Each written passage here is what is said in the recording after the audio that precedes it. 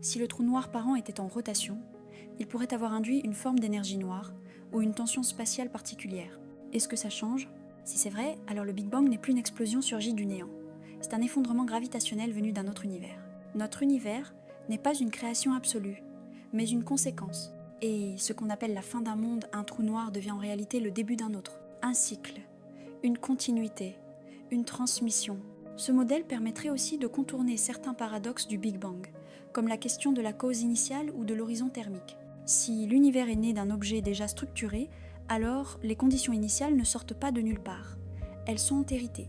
Et si tu vis peut-être dans un univers né d'un effondrement, et autour de toi, chaque trou noir pourrait contenir un nouveau monde. Pas une image poétique, une hypothèse physique, une vraie possibilité. Et ce qu'on prend pour la fin, le trou noir, la singularité, l'effacement, serait en fait le point de départ d'un autre univers, avec ses lois, son espace, son temps. Peut-être qu'on vit dans une chaîne d'univers, un arbre gravitationnel. Chaque univers en engendre d'autres à l'intérieur de ces trous noirs. Et peut-être qu'un jour, l'un de ces trous noirs, quelque part dans notre propre cosmos, donnera naissance à un nouvel univers.